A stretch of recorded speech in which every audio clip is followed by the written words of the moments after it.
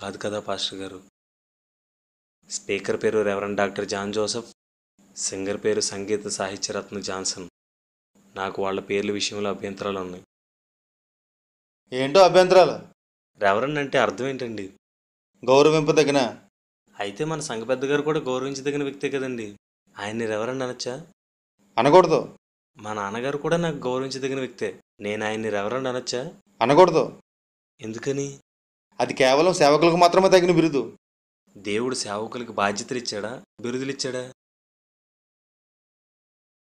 1 కొరింథీ 12:28, ఎఫెసీ 4:13లో దేవుడు సంఘక్షేమాభివృద్ధి కోసం బోధకులను, కాపరులను, సువార్థికులను, అపోస్తలులను, ప్రవక్తలను నియమించాడు. అందులో రెవరెండ్లు, డాక్టర్లు లేరు కదండి. నేను రెవరెండ్ని కాదన్నాక నువ్వేడోయా? ఆ సర్టిఫికేట్ సంపాదించడానికి నేను ఎంత కష్టపడ్డా నీకు తెలుసా?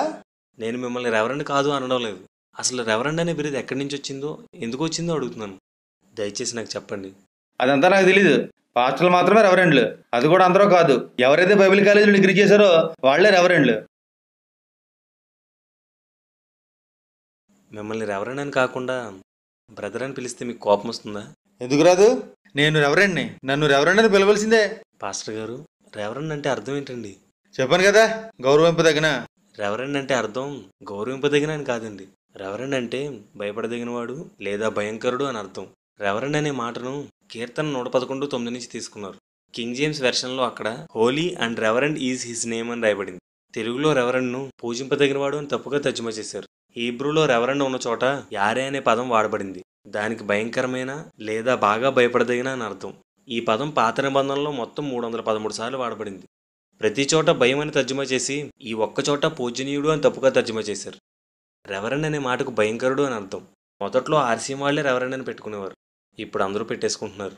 మన దేవుడే రెవరెండ్ అని పిలువబడ్డానికి అర్హుడని నా ఉద్దేశం. దీనికి మీరేమంటారు? సరే, నువ్వు చెప్పిన దానికి నేను ఒప్పుకుంటున్నాను, కానీ నా పేరు ముందు మాత్రం రెవరెండ్ తీయను.